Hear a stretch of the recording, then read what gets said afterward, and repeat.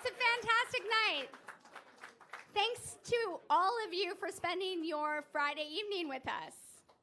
My name is Melissa DiGenova, and I'm the BC Conservative candidate for Vancouver Yaletown. Yes. I would also like to welcome my colleague, John Cooper, from Vancouver Little Mountain, who's also here with us somewhere. Hi, John. Thanks for coming out tonight. When John Rustad asked me to run, I wasn't sure what to think, but I was certainly impressed. I have to tell you that his commitment to change and the real solutions he brings for public safety here in Vancouver Yaletown really inspired me. And that's what made me want to step up and work with him and the BC Conservative team. He told me that together we could cut the red tape and move the dial on the housing and affordability crisis. And as a mom to a 7-year-old daughter, that's really important to me. Thanks.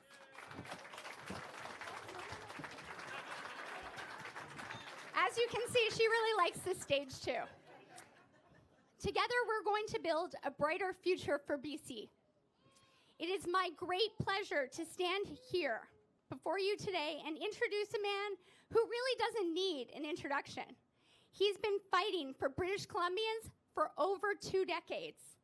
John Rustad is not only the leader of the Conservative Party of British Columbia, he's a person who has given the people of this province hope after the radical ideology of the NDP that has put drugs on our streets, crippled our economy, and caused the cost of living to skyrocket.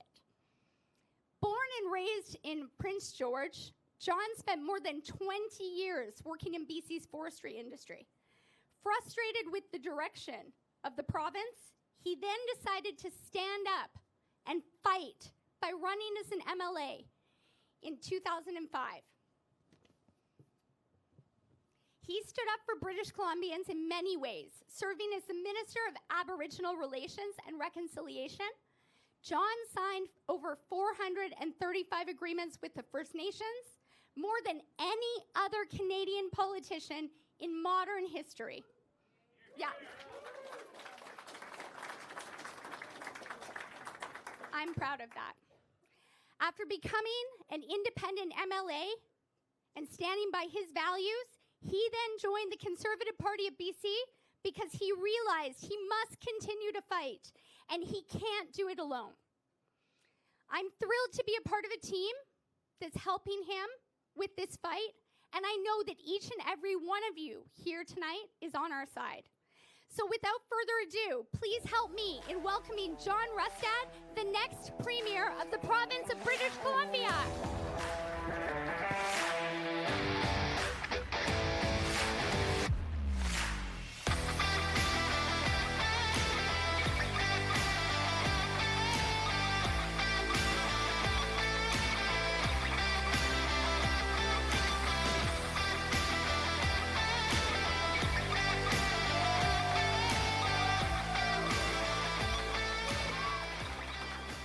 Well, thanks, everybody. And Melissa, thank you so much for that introduction.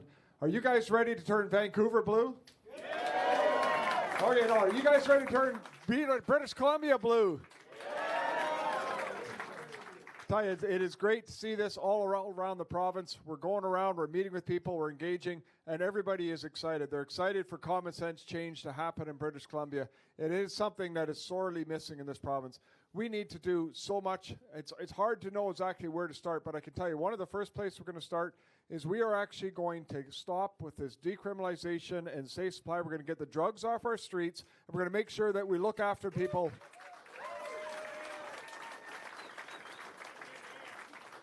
There's so much going on that whole side of things that, you know, the government's approach just seems to be to hand out free drugs. Our perspective is we want to get people into recovery. We want to give them a chance to be able to build lives. We want to give them a chance to be able to move forward and move beyond drugs. And it's a huge thing that needs to happen. But I tell you something, when I walk actually in Yaletown and I see the safe injection site and I see what's going on around that and people feeling unsafe, to me that's just wrong. Government should not be there making people feel unsafe. Government should be proposing solutions that are actually going to bring an end to this overdose crisis that we have in British Columbia. Just because, quite frankly, it's just the right thing to do for people. And along with that, I just want to relate something a little sad. You know, I was up in the North Island, and there's a memorial there with 12,000 little blue flags in the ground, one for every boy and man who has died from an overdose. 12,000. This has to come to an end. Enough is enough. We've got to stop this. Clearly, it's not working in British Columbia, and that's why we're going to be so focused on making sure that we have those treatments that are going to be in place. And I tell you, there's a couple of cases just recently of a young lady, a young girl who has passed from overdoses. A couple of them actually, and it just, you know, as a parent, I'm not a parent, but as any parent, you know, they would pull at the heartstrings to know that has happened. And those parents tried to do everything they could for those children. Because the children did not want to go into treatment and recovery, there was nothing the parent could do except for frustration and arguing. This has to come to an end. As a government, we need to make sure that we've got that compassionate, involuntary treatment. So as a parent, if you've got that situation where you've got a child who is addicted, they can get the treatment they need in this province to be able to go through and recover and be able to live full lives. Because I'm pretty sure anybody who is a parent would want that for their child in this province. So we'll deliver on that for people in British Columbia.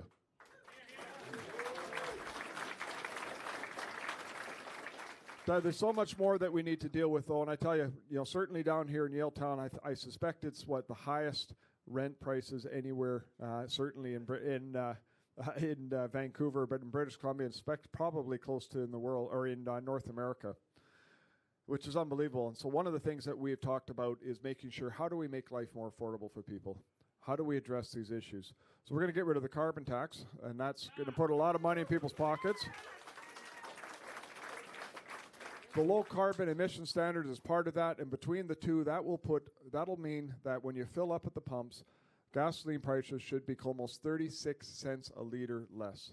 And that doesn't just impact your bottom line in terms of filling up a tank, but it also impacts your groceries, it impacts your clothes, it impacts everything that goes on in life because it reduces that cost. Everything that comes in, of course, has to be moved around by a truck, and these costs are part of it and they just get passed on. So we're going to get rid of that, but we're going to go more than that. Because when you talk about affordability, the biggest thing that we have, of course, is our housing. So that's why we've introduced the Rustad rebate, where it'll be $3,000 a month that can be deducted off your taxes. That's $36,000 a year that'll be able to be deducted off your taxes.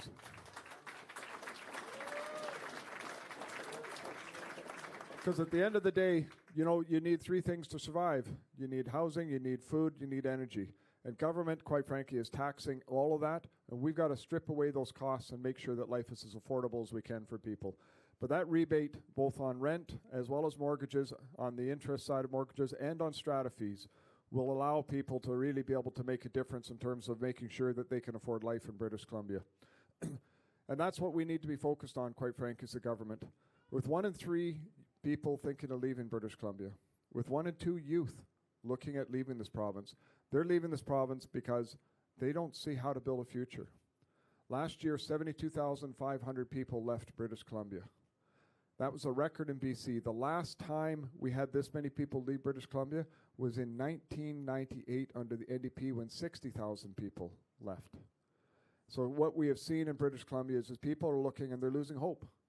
They're losing the ability to imagine building a life in British Columbia, whether it's just being able to afford life, putting food on the table and a roof over your head, or whether it is, having the dream of one day buying a house, or whether it is, thinking about raising a family. And if you can't imagine yourself in British Columbia doing that, you're going to leave. And to me, that's wrong.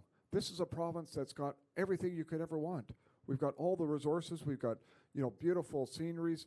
We've got everything you could ever want in this province. We've got a well-trained, well-educated population, but we are hopelessly managed. And that, to me, is what is causing the problem. Government is just in the way. It is causing nothing but that strife, nothing but struggles for people trying to get through with their day-to-day lives. So we've got to strip away as much of that bureaucracy as we can and process, making sure that people can afford to be able to live in this province. That also means we have to be very focused on our economy, because getting rid of taxes, reducing the tax side, is going to be one important piece of affordability. But the other side is we have to see higher wages. And you can't force that to happen, because you need companies as well to be able to make a profit. Because if companies aren't making a profit, they're not going to be able to pay higher wages. So we need to be able to drive the ability for investment in British Columbia. We need to be able to get our economy going in this province, whether it's in the resource sector, whether it's in the tech sector, whether it's in the film sector. We've got to make sure that companies can invest in their workers, that we can see those wages, and we can see people once again being able to dream of living here in British Columbia instead of moving to find a better place. You know, Melissa, and I look at your young daughter here in terms of it, and I think about her future. You know, I'm sure she's thinking right now about, you know, where's dinner and what's going on and all these people. But the reality is, as a mom, you're thinking about her future and making decisions that make sense for people in British Columbia. We've got a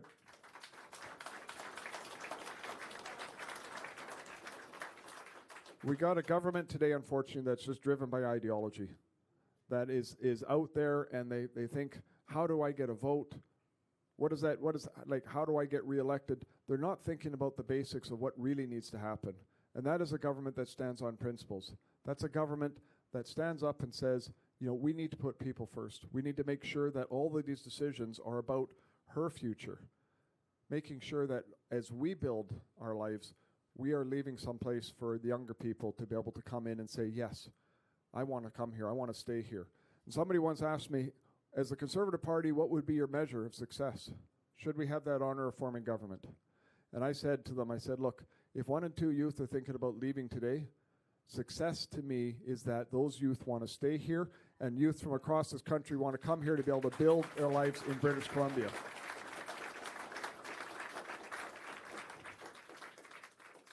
I want to touch for a second on healthcare as well, because healthcare obviously impacts everybody, whether it's just what you need, not being able to find a doctor, these huge wait times, and certainly in rural BC where we got the ER closures. Look, the healthcare system we have today is broken. There's no question about it. It is in a crisis. What we want to do is say, let's look at models in the world that actually work. Right now, we're the second most expensive healthcare system in the OECD nations, and yet we have the second worst outcomes. And it's not because of our healthcare professionals. They're great people. They're trying to do their best. But it's the model itself doesn't work. And so we want to look at these European models where it's universal healthcare just like us, but it's delivered by both government and non-government agencies. And by doing that, what happens is the funding follows the patient as opposed to the system.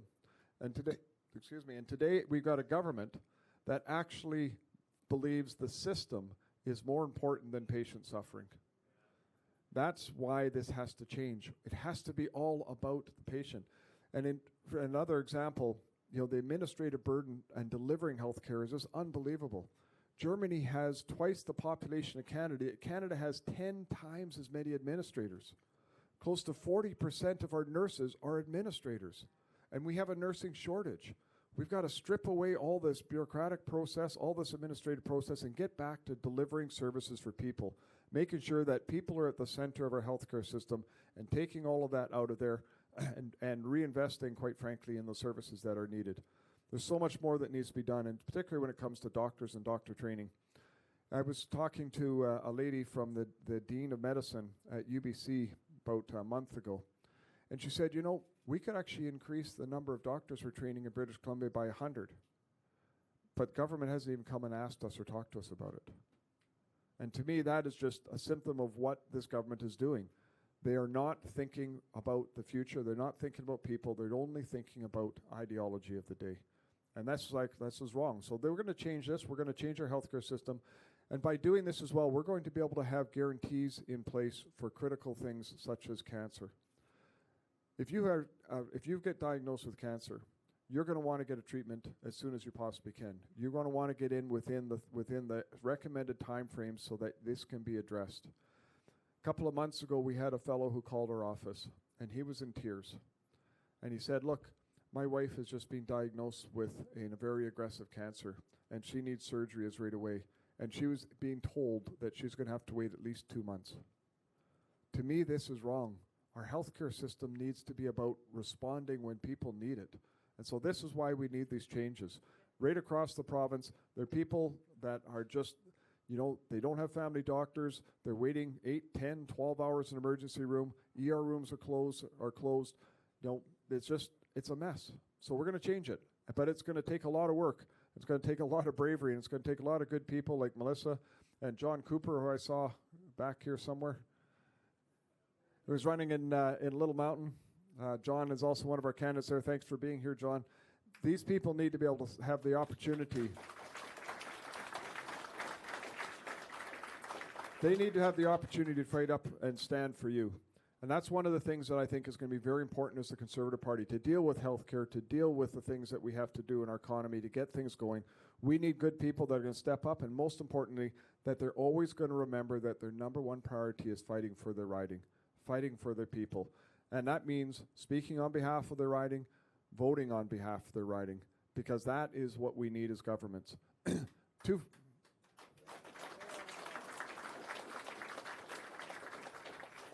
For too long, we've seen political parties that have elected people that represent the party to the public.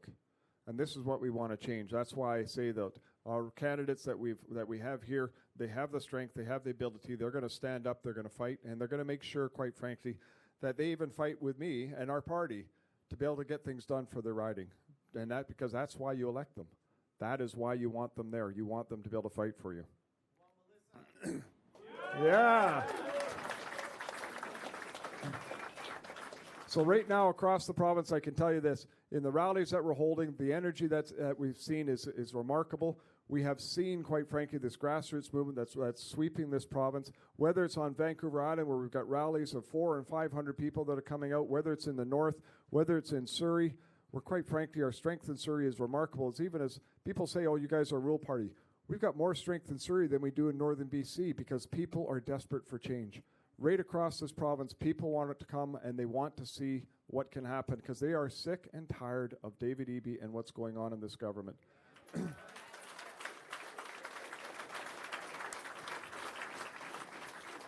You know, I actually don't like bashing the NDP that much and David Eby that much. And I don't, because I like to talk about what we're actually going to do and the positive things that we want to bring for British Columbia. But I have to admit, seeing this campaign unfold, it's been quite remarkable. You have a premier who is out there saying that we're going to cut healthcare spending, and we're going to bring back MSP, and we're going to do bridge tolls, and we don't care about, you know, women's reproductive rights. And I look at all that. All of that is just lies. All of it is lies. How is it that a premier seems to think it's okay to be lying to the public? That, to me, represents just weak leadership. He cannot defend what he's done. He can't defend the mess that's in there, so that is all he has left. And that is not what we're going to do as a Conservative Party. We're just going to be straight up. We're going to stand on our principles. We're going to fight in every corner of this province to make sure that people have that opportunity to vote for common sense change in British Columbia.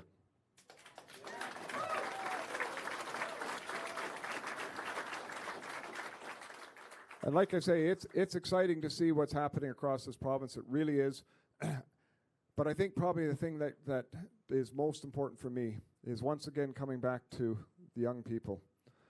If we can achieve this, if we can keep these people from leaving this province, if we can be able to make sure that people have the hope to build a home, that they have a hope to be able to get a job, that they have a hope to be able to build a future here in British Columbia, then we'll have done something great in this province. And it's not about voting for a Conservative or a Liberal or NDP or Green.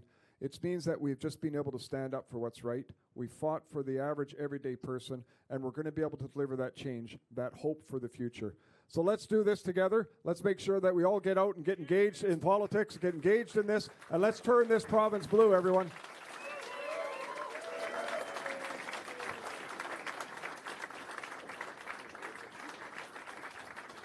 Thank you, John, for giving us all so much hope, and I'll invite my daughter Lily up too. She's also the reason that I'm doing this, John, so thank you so much for bringing me along with the team. And I'd just like to thank everyone for coming tonight. Please remember not only to vote, but tell your friends that we need change. When you walk outside in the streets of Yaletown, I know how difficult it is. I was out door knocking, or I was out canvassing earlier this morning. I door knock almost every night, but we will make this community safer together. Thank you. Please, everyone, stay for some photos afterwards. We're going to get a photo line here as well, so if everyone wants to get in for a photo, that would be great. Thanks so much. And thank you, John.